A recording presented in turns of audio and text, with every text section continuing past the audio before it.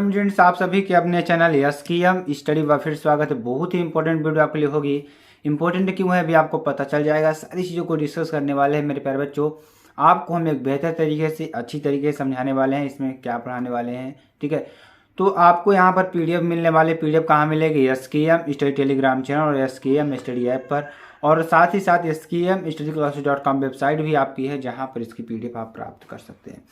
चलिए student, start करते हैं और आपको बताते हैं ज़्यादा से ज़्यादा चीज़ों को आप कहाँ कवर कर सकते हैं, अच्छी तरीके से आप कैसे पढ़ सकते हैं। तो कक्षा 12 की तैयारी करते समय आप अभी से लग जाइए, क्योंकि आपके लिए बहुत ही इंपॉर्टेंट चीज़ होने वाली है। ठीक है, चलिए अब हम यहाँ पढ़ने वाले कक्षा 12 सब्जेक्ट भौतिक विज्ञान मोस्ट इंपॉर्टेंट न्यूमेरिकल्स की बात करेंगे, जो आपके एग्जाम के लिए बहुत ही इंपॉर्टेंट है। ठीक है, चलिए अब यहाँ पे देखेंगे किसी स्थान पर। क्वेश्चन क्या है? देखिए यहाँ पर न्यूमेरिकल्स कुछ लिए गए, न्यूमेरिकल्स को अच्छी तरीके से आप लोग पढ़ना है। ठीक है, तो क्या है, किसी स्थान पर पृथ्वी के चुंबकीय क्षेत्र का, मान लीजिए कोई स्थान है जहाँ पर पृथ्वी का जो चुंबकीय क्षेत्र है वो 36 घटक का जो मान है कितना है, यहाँ पर चुंबकीय क्षेत्र के जो 36 घटक है उसका मान क्या है?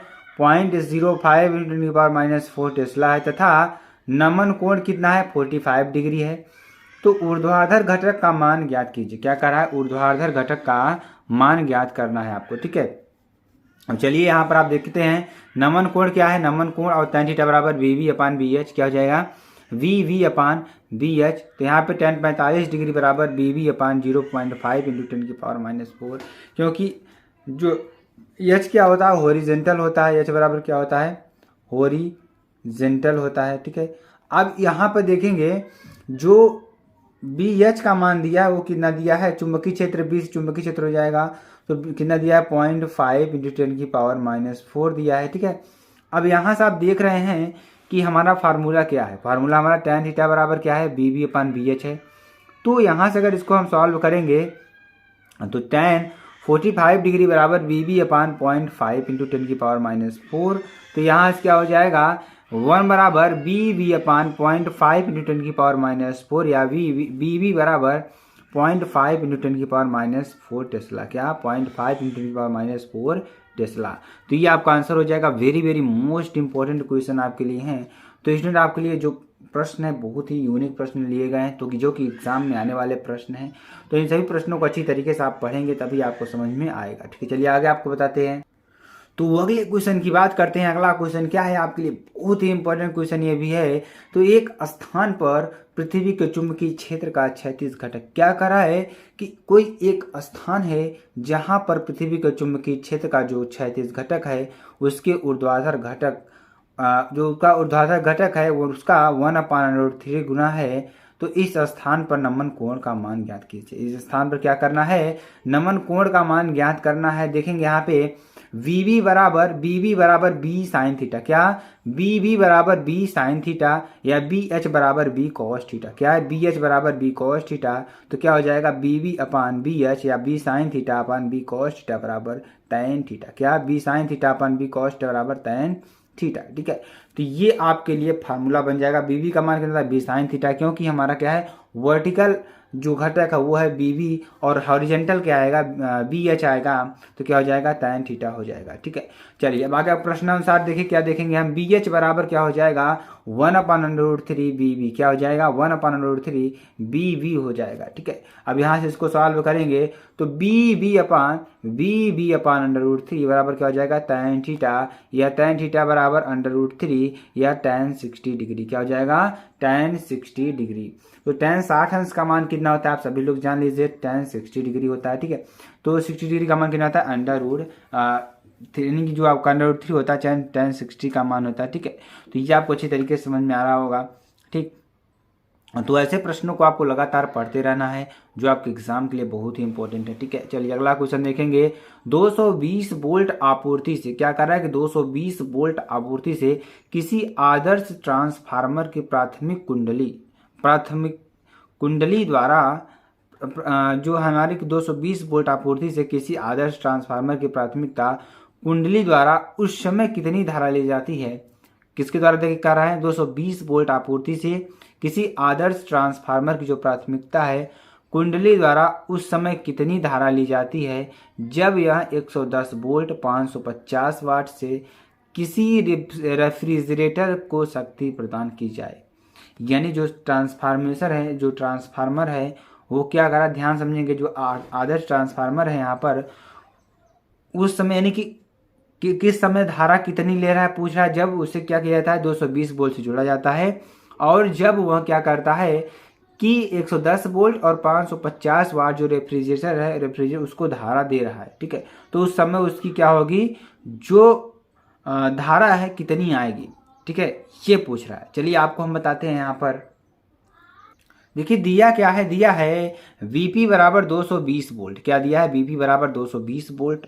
तो प्राथमिक कुंडली में शक्ति बराबर द्वितीय कुंडली में शक्ति। क्या करा है, प्राथमिक कुंडली में शक्ति बराबर द्वितीय कुंडली में शक्ति। तो यहाँ पर क्या हो जाएगा, Vp इंटू IP। क्या है, Vp इंटू IP यानी प्राइमरी वोल्टेज और प्राइमरी करंट बराबर 550 वाट।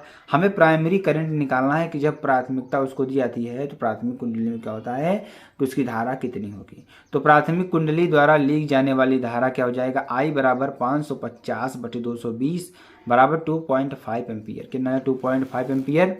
तो यहाँ से क्या हो जाएगा, I बराबर 2.5 एम्पियर। कितना हो जाएगा, I बराबर 2.5 एम्पियर, ठीक है।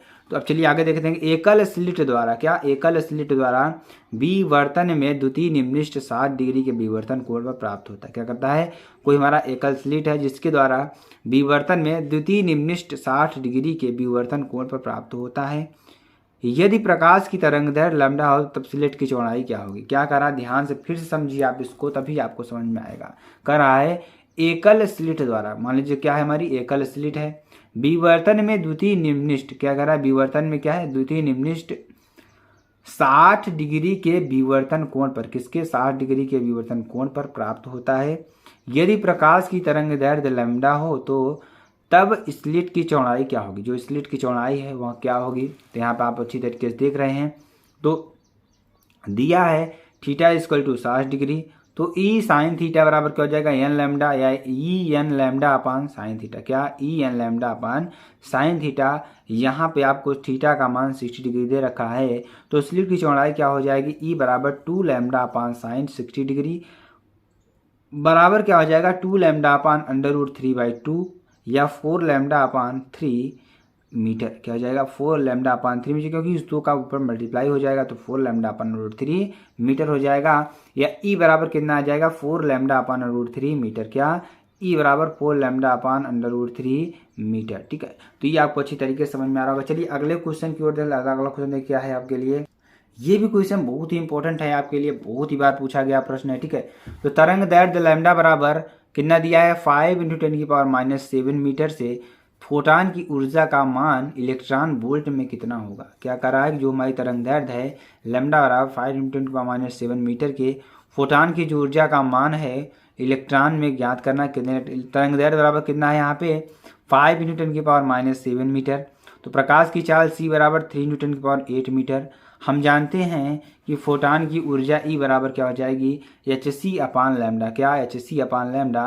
तो यहाँ से क्या हो जाएगा 6.6 × 10⁻34 × 3 × 10⁸ अपान, यहाँ पर देखिए h का मान कितना होता है, आपको हम बता दें h का मान कितना होता है 6.6 × 10⁻34, और जो हमारा प्रकाश की चाल है कितनी होती है 3 × 10⁸ होती है, ठीक। उसके बाद हमें लैम्डा का मान दे रखा है, लैम्डा का मान कितना दे रखा है 5 × 10⁻⁷, ठीक है। अब सारे मान को यहाँ पे पुटअप कर देंगे तो हमारा क्या आएगा 3.96 × 10⁻19 अपान 1.6 × 10⁻19, ठीक है।